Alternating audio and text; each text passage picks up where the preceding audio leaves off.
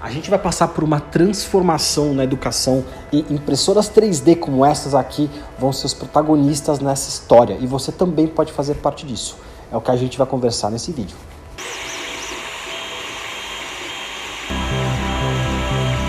E aí, tudo bem?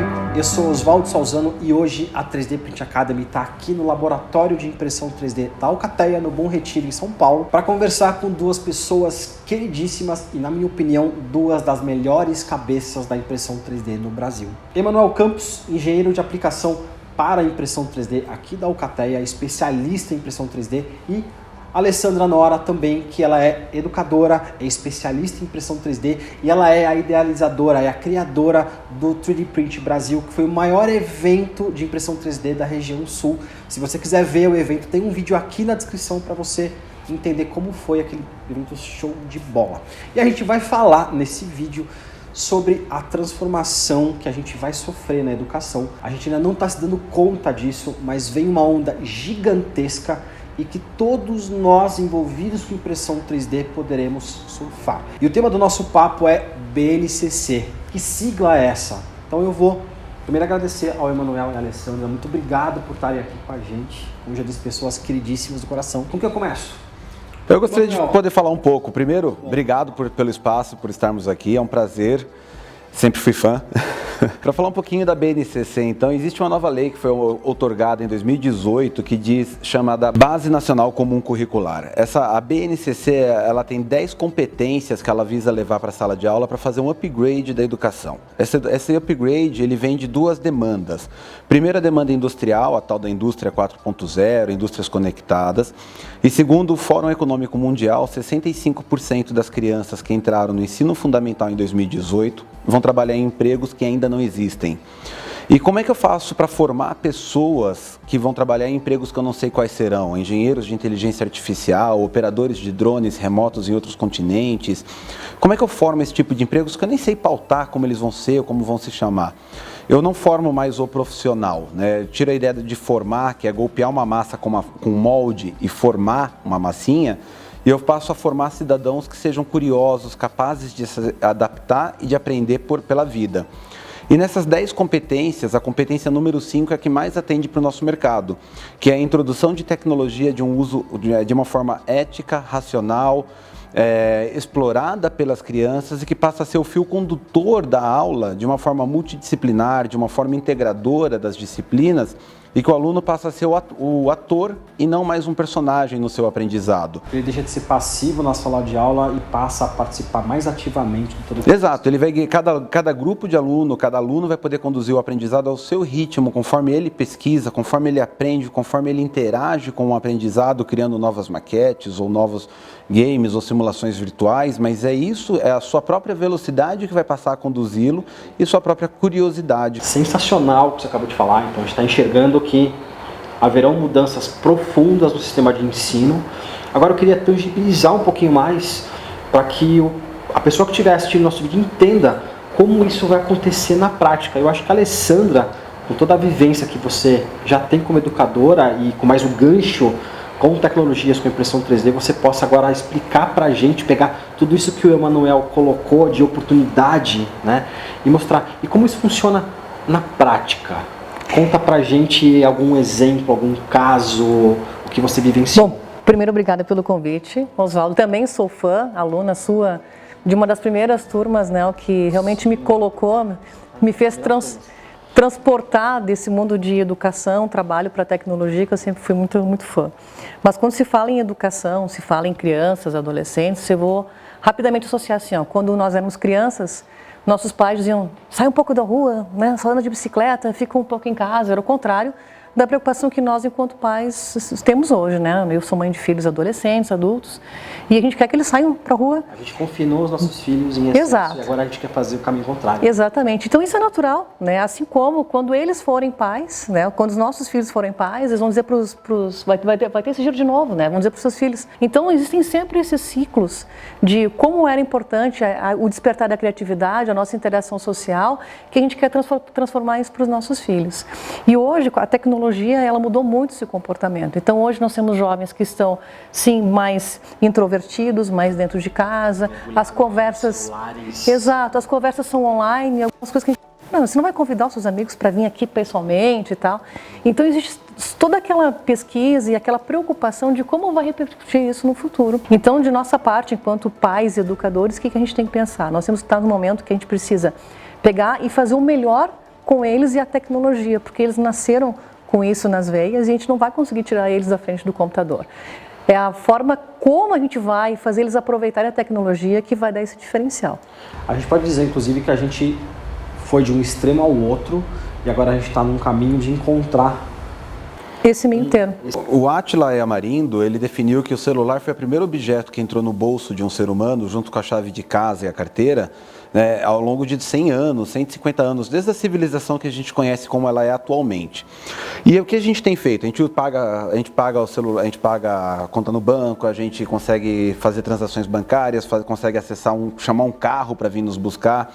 E quando o aluno ele vai para a aula, ele tem todo esse mundo digital de amigos, de games, seus arquivos, seus vídeos, e ele é privado na sala de aula por 4 horas, por 5 horas desse mundo digital para ficar olhando passivamente uma pessoa falar.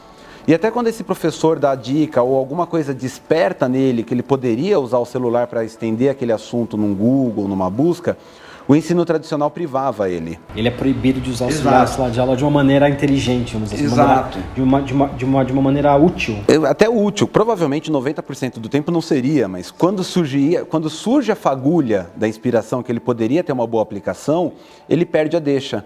Ele acaba até se afastando da aula, porque ele fica pensando, eu poderia estar olhando sobre isso, o que mais que eu poderia estar fazendo, e ele se distrai.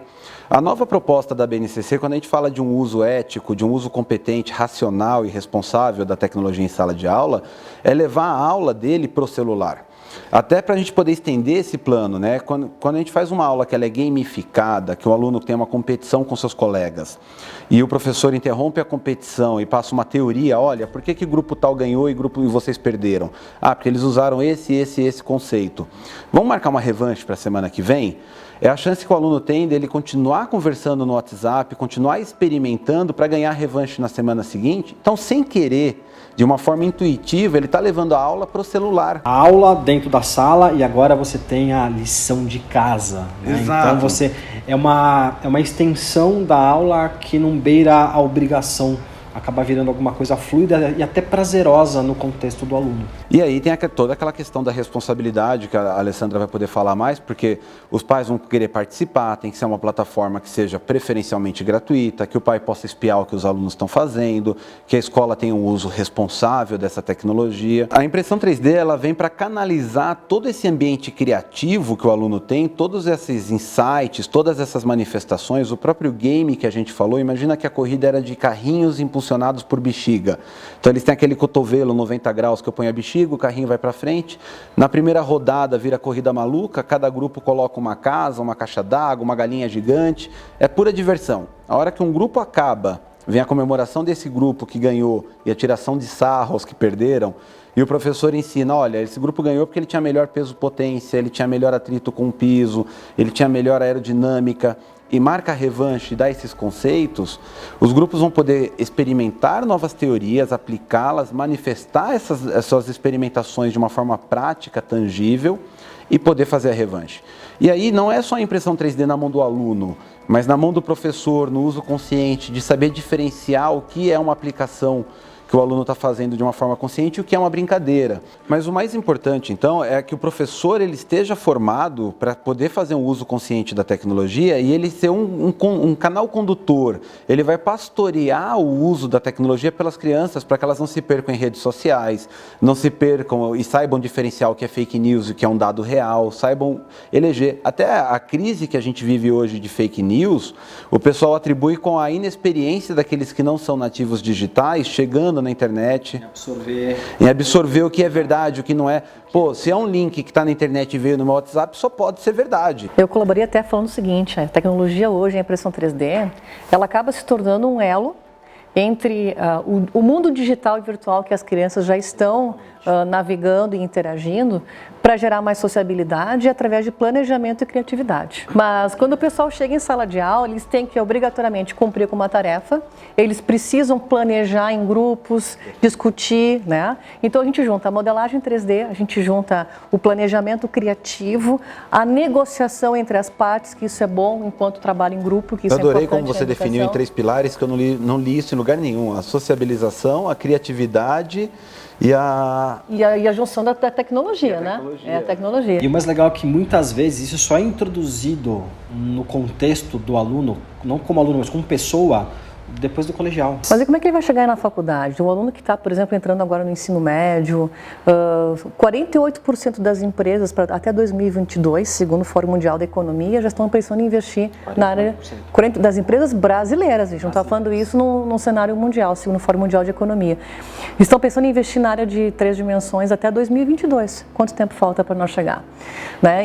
Como é que o nosso aluno, o nosso filho, o nosso cliente vai estar preparado para isso? Como é que os pais e as escolas estão preparando essa gurizada para chegar numa faculdade, independente qual é a área que ele vai trabalhar, porque a maioria delas vão estar trabalhando com a impressão 3D de alguma forma, com que tipo de contato social, planejamento e criatividade enquanto profissional ele está se tornando. Então, a questão não é o dinheiro, mas é a formação desses novos educadores. Olha o paradigma: eu estou ensinando no ensino superior pedagogos com a metodologia antiga, e eu tenho até 2021 para colocar uma nova metodologia no ensino fundamental.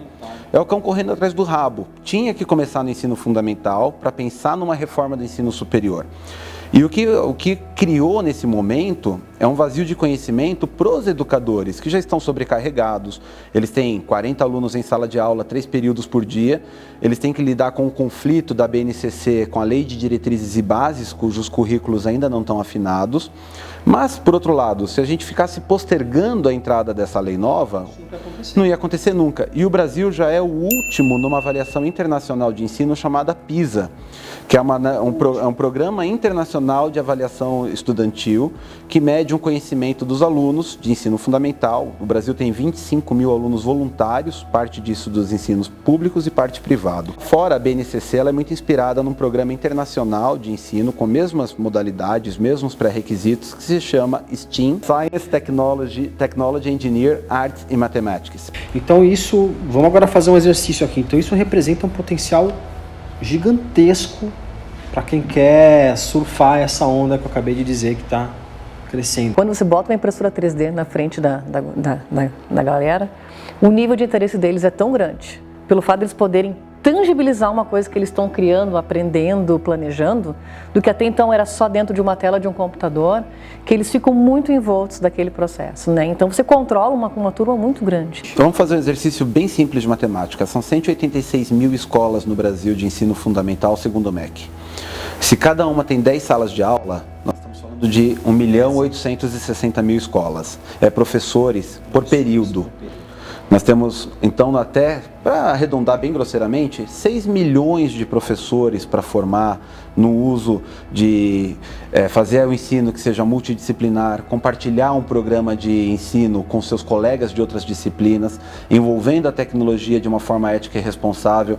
Então, a barreira da escola não é a escolha da impressora. Existem 1000 fatores para escolher uma boa impressora em sala de aula. Mas formar o professor, formar os técnicos de laboratório, outra coisa interessante, a BNCC ela nasce extracurricular numa sala maker e gradualmente as escolas vão adotando isso, levando para o conteúdo intracurricular. Emanuel, então você falou de mais ou menos 6 milhões de professores que precisam estar formados para todo esse movimento que está se iniciando agora. Eu consigo entender que o mercado de impressão 3D, trazendo agora um pouco para o nosso contexto de impressão 3D, ele vai também praticamente se multiplicar por 5, 6, 10 vezes. A perspectiva é essa. Nos Estados Unidos orbita um número de 20 mil máquinas novas ao mês. O Brasil orbita um número de 1.000 a 1.500. Aí todo mundo me pergunta qual é a disparidade desses números, porque o Brasil é continental, nós temos quase a população, né? São 330 ou 350 milhões de norte-americanos e 250 milhões de brasileiros. Por que essa disparidade tão grande de números? Desde 2014 a educação STEAM está em uso nos Estados Unidos. Lá já não se fala de uma impressora 3D por escola, mas de 4 ou 5 máquinas por sala de aula. Então nós estamos falando fácil de 30 milhões de impressoras no mercado de até dezembro de 2021.